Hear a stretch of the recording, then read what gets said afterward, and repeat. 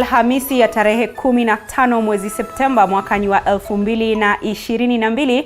Natumai siku yako imekwendea vema popote ulipo. Hujambo na karibu. Hizi ni taarifa za upeo wa TV47. Tuna taarifa chungu nzima tulizokuandalia kutoka vijijini, mijini na hadi vitongojini. Lakini kabla ya yote hayo, tupate yaliyomo.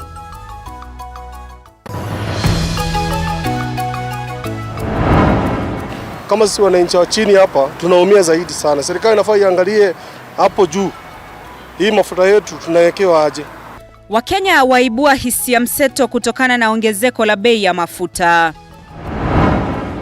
Naibu Rais Rigathi Gachagua akutana na magavana Mombasa. Let us have respect for elected leaders. Let the head of that particular organization write a letter to the governor himself and not delegate to some junior officers to address a sitting governor, because that is not right. Akiwaahidi ushirikiano bora kutoka kwenye serikali kuu. Na kinara wa Azimio Raila Odinga aendelea kupinga ushindi wa Ruto. Why should women, the elderly, the disabled queue for so many hours to cast their votes, when at the end of the day it is a mercenary from Venezuela, called Jose Camargo, who eventually decides who becomes the president of this country. Akisema majaji wa mahakama ya upeo hawakufuata katiba kudhibitisha ushindi wa Ruto.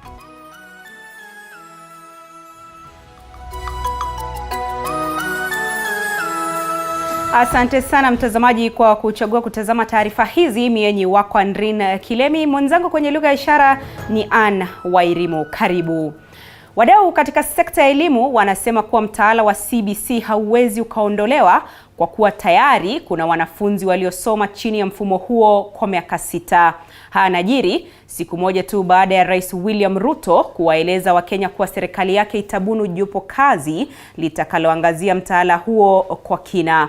Na kama anavyoarifu mwanahabari wetu wa masuala ya elimu Sharon Baranga, baadhi ya wazazi nchini wanasema wangali hawajaelewa jinsi mtaala wa CBC unavyoendeshwa. Wazazi katika shule ya msingi ya Kari, kaunti ya Kisii, wameelezea wasiwasi wao kutokana na mtaala wa umilisi CBC. Kulingana nao, wangali hawajauelewa mtaala huo mpya wa elimu na hawaelewi mkondo utakaofuatwa na watoto wao walio katika gredi ya 6 na wanaohitajika kujiunga na shule ya sekondari ya junior mwaka ujao. Tuko na changamoto kwa sababu saa zingine sisi kama wazazi huwa tunachanganyikiwa kwa sababu hatujaelewa kuhusu hii CBC sawa. Kwa CBC vile mwenzangu alisema ni kama inachanganya kidogo. Hatujaielewa vizuri. BAMBA anakuwa amiri jeshi mkuu wa majeshi yote ya ulinzi ya Kenya. Katika hotuba yake pindi tu Rais William Ruto alipokula kiapo siku moja iliyopita, Ruto aliwaahidi wazazi kuwa serikali itachunguza utekelezaji wa mtaala wa CBC na kutoa mwelekeo mwafaka. Public participation is critical in this matter. I will establish an education reform task force in the presidency which will be launched in the coming weeks. It will collect views from all players in line with the constitutional demand of public participation, and we are particularly alive to the anxieties of parents on the twin transition of the last 844 class and the first CBC class in January next year. I assure all that there will be a solution to the matter before then. Hata hivyo, wadau katika sekta elimu wanataka mtaala wa CBC uangaziwe kwa kina na serikali ili suluhu dhidi ya changamoto zinazoikumba mtaala huo zisuluhishwe. Wakati huo wanasema kuwa mtaala wa CBC hauwezi ukaondolewa kwa kuwa tayari kuna wanafunzi waliosoma chini ya mfumo huo kwa miaka 6. The teacher people ratio, because the CBC is an approach which requires almost some individual attention. We are trying our level best, but if we could improve that ratio, then at least we'll be good to go. Masuala ambayo yanaweza kuangaliwa ni jinsi ya kuweza kufanya ile assessment, how they are assessing the learners, because the mode of assessment probably could be not favoring some of the learners. And number 3 is all about the teacher training, so that the teachers can be ready and understand what is supposed to be done. Kwa sababu majority of the teachers probably could not be understanding CBC. For example, those in secondary schools, the training that they had last time was not enough, and also just a few teachers were trained. Tunatarajia wanafunzi wa shule za msingi kujiunga nasi, lakini changamoto tulio nayo ni kwamba hatujapewa vifaa maalum vya kuweza kupokea watoto. Mfumo huu ulianzishwa na umeenda mpaka grade ya 6, na hauwezi kutupiliwa tu mbali hivyo, kwa sababu watoto hawa waliosoma watapelekwa wapi na hawana chochote pengine, na yale masomo yametolewa, vitabu ilitolewa. Kwa hivyo ni mbinu tu mwafaka inatakana kutafutwa. Baadhi ya walimu na wazazi wanahofia kuwa huenda wanafunzi wa gredi ya 6 na wale wa darasa la 8 wakakosa nafasi za kutosha katika shule za upili mwaka ujao. Sharon Baranga, TV47. Mtazamaji, tuachane na hayo ya elimu na tuangazie mengine ambapo Wakenya watahitajika kugharamia zaidi bidhaa mbalimbali baada ya bei ya mafuta kuongezeka kwa shilingi 20. Petroli sasa inauzwa kwa shilingi 180 huku dizeli ikiuzwa kwa shilingi 165. Wakenya sasa wanaitaka serikali yake Rais William Ruto kuhakikisha kuwa bei ya mafuta imeshuka kama alivyoahidi wakati wa kampeni. Chiptoboit na mengi zaidi. Wakenya sasa watalazimika kugharamikia zaidi bei ya bidhaa ya mafuta baada ya mamlaka ya kudhibiti bei ya petroli nchini IPRA kuongeza bei ya mafuta kwa shilingi 20. Petroli sasa hivi inauzwa kwa shilingi 179, dizeli kwa shilingi 165, mafuta ya taa kwa shilingi 147.26, huku bidhaa hiyo ikitozwa ushuru wa 8%.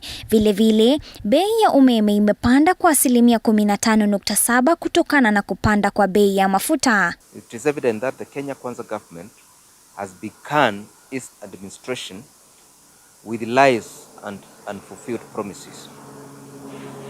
Instead of addressing the cost of living adequately to the Asala nation,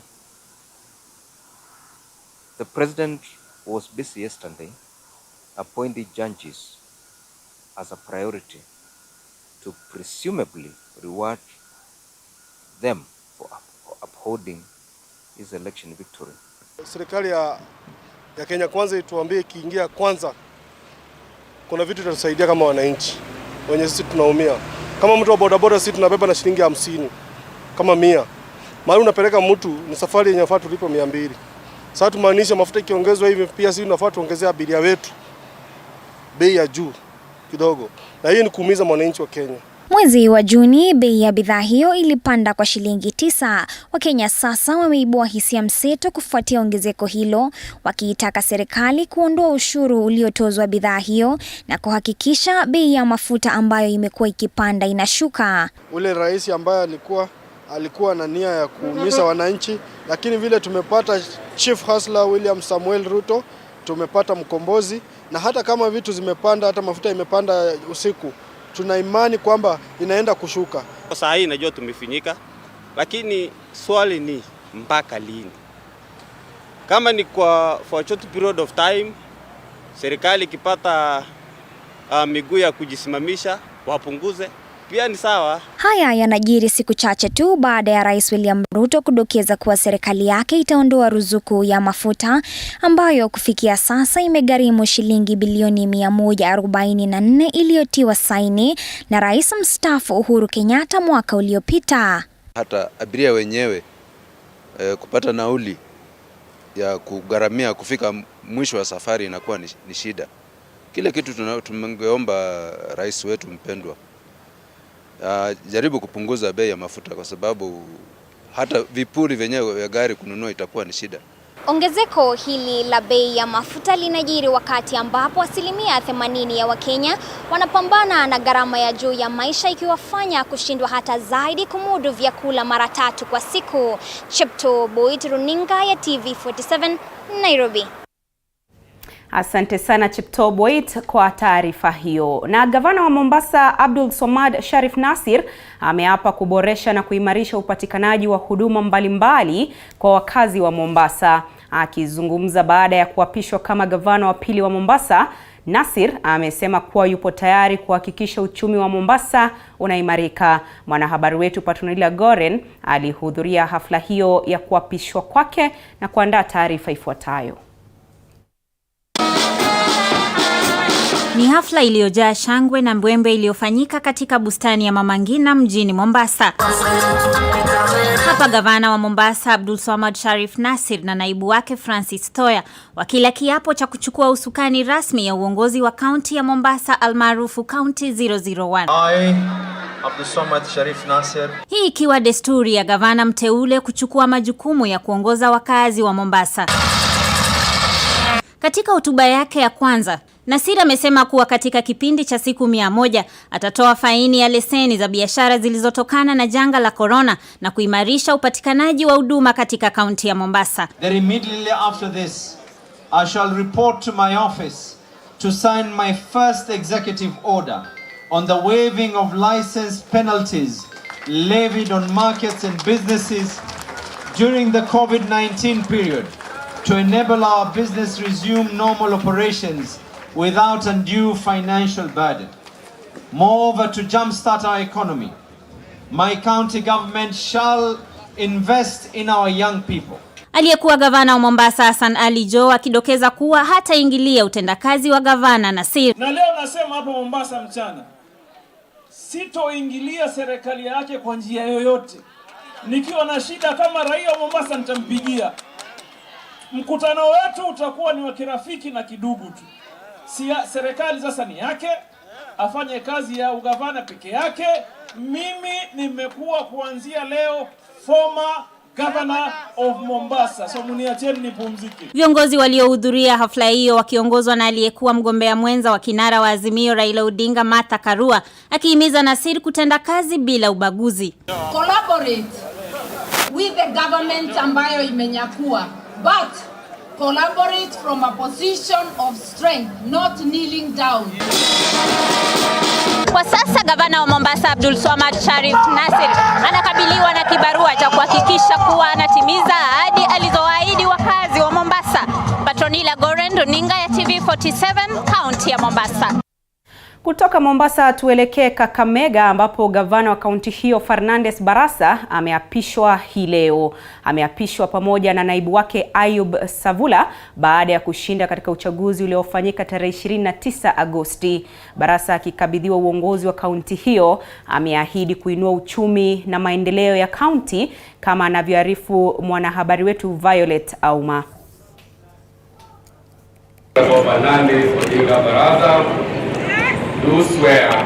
Ilikuwa hafla ya aina yake, gavana mteule Fernandes Barasa pamoja na naibu wake Ayub Savula wakila kiapo kuongoza wakazi wa Kakamega. I shall always truly and diligently serve the people and the public of Kenya in the office of the governor of Kakamega. And diligently serve the people and the republic of Kenya. Gavana anayeondoka Wycliffe Oparanya akimkabidhi Barasa mamlaka ya uongozi wa kaunti. Barasa ameahidi kutimiza ahadi alizotoa wakati wa kampeni pamoja na kushirikiana na wakazi wote waliochaguliwa pasi na kuzingatia mirengo yao ya kisiasa. I want to sincerely thank you for the support you gave me during my tenure in the 2 constitutional terms as your first governor.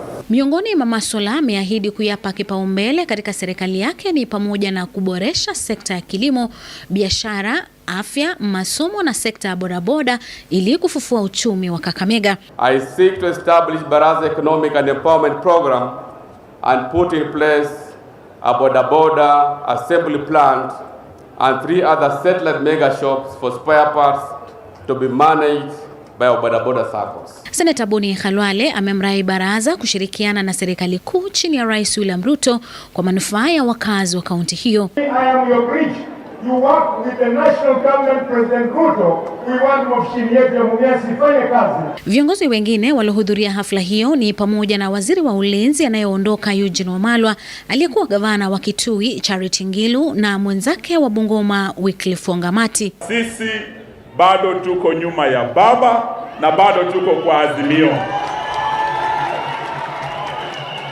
Hiyo haimaanishi hatuwezi fanya kazi na national government, because county governments must work together with the national government. Lakini hatutaki watu wetu walio katika Azimio wanunuliwe eti waende Kenya kwanza. The Father and the Son.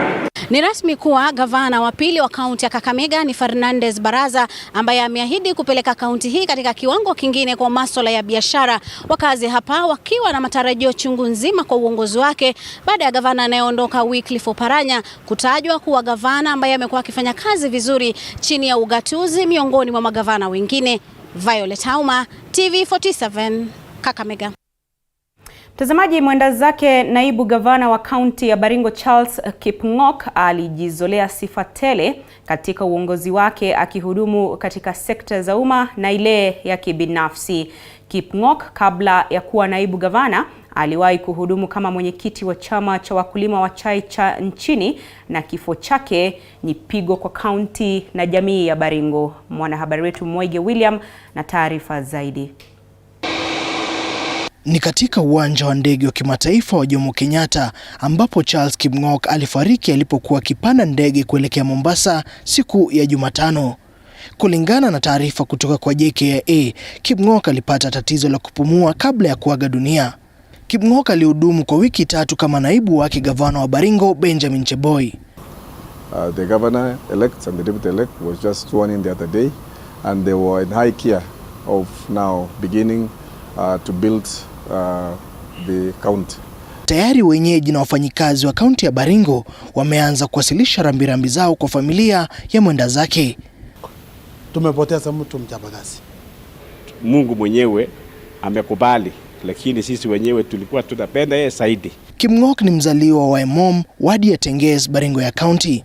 Wasifu wa naibu gavana huyo ukisema kwamba alihudhuria masomo yake katika shule ya msingi ya Yaliyomo kwa masomo ya msingi na kisha kujiunga na shule za upili za Tenges kwa masomo yake ya O level na baadaye shule ya upili ya Kijabe. Akitamatisha masomo yake ya sekondari, Kipng'ok alipata ajira katika shule ya msingi ya Yaliyomo kama mwalimu ambaye hajahitimu. Aliwahi kuwa karani katika bodi ya kitaifa ya nafaka na mazao na baadaye katika benki ya Standard Chartered ambako alifanya kazi kama mhasibu kwa miaka 2. Kipng'ok pia ni mhitimu wa chuo kikuu cha Eastern Africa Baraton, akipata shahada ya usimamizi wa biashara ambapo alihitimu mwaka wa 1990. Mwaka 1991 alijiunga na mamlaka inayoendeleza kilimo cha majani chai KTDA kama mkufunzi wa usimamizi, na baadaye alipanda ngazi na katika kipindi cha miaka 2 alipandishwa cheo na kuwa meneja, nafasi aliyoitumikia kwa miaka 6. Alijiuzulu kutoka sekta ya umma na kujiunga na sekta ya kibinafsi, na akijiunga na makampuni ya chai ya Kiptangich na Kaisugu kama meneja wa kiwanda. Baadaye alipandishwa cheo na kuwa meneja mkuu. Kipng'ok kwa wakati mmoja alihudumu kama mwenyekiti wa chama cha wakulima wa majani chai cha Kenya. Moige William, TV47.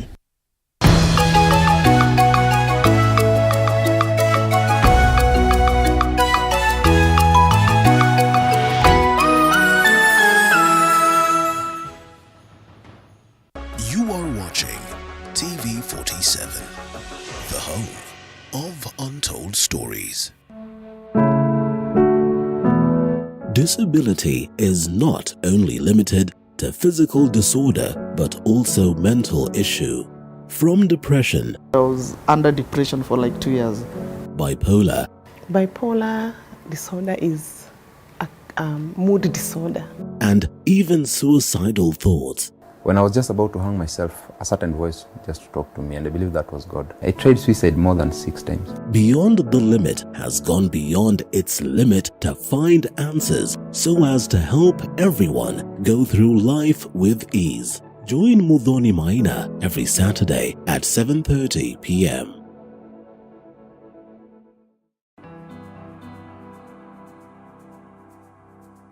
Starting this September at 8:30 p.m. on Tuesday, The Realtor brings it all to perspective. We identify a property, discuss and demonstrate the journey towards ownership. Professionals who have integrity, and from their catalog you can easily read that these are professionals who are able to deliver. Everywhere you go, you have to up your games, you have to go with the trends. Not forgetting the margins as well as the risks that come along. The runaway prices of the land. We are saying that it's something that we can never go without mentioning. Any developer will not go without mentioning price of land. Don't miss out.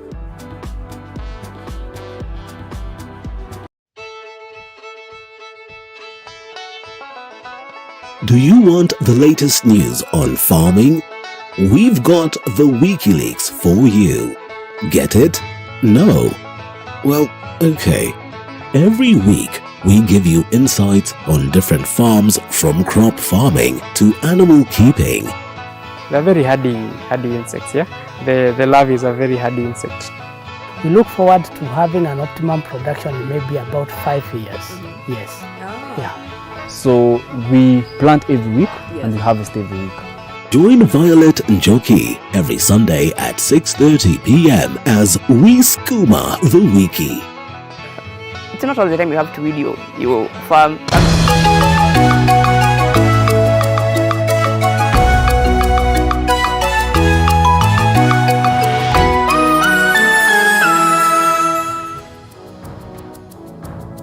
Mtazamaji, unazidi kufuatilia taarifa za upeo wa TV47. Asante sana kwa kuzidi kufuatilia.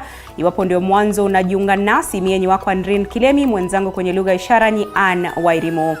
Kinara wa muungano wa Azimio Raila Odinga ametishia kuitisha maandamano dhidi ya mahakama ya upeo, akitaja uamuzi wao kama wa kishenzi. Odinga aliyezungumza katika sherehe za uapisho wa gavana wa Mombasa Abdulswamad Sharif alisema uamuzi wa mahakama ya upeo ulioidhinisha ushindi wa Ruto ni wa kihuni. Odinga anasema katiba lazima ifanyiwe marekebisho na tume ya uchaguzi nchini IEBC iangaliwe upya. Apollo Kamau anaarifu zaidi. Venezuela na wao ni wanapiga kura, alafu unaonyesha mahakama ile ndio sahihi ya bwana Josea Mago. Hii mashine ilitoa kura sahihi kule Mount Elgon, dakika 8 baadaye imetoa kura kule Nyeri. Inawezekanaje? Mahakama inasema hiyo si hoja. Haya si hoja. Shame on the judiciary of this country. And I see them protesting and trying to give threats, and people, we will talk. The constitution of this country gives power to the people of Kenya. And all those other people exercising power are exercising donated power.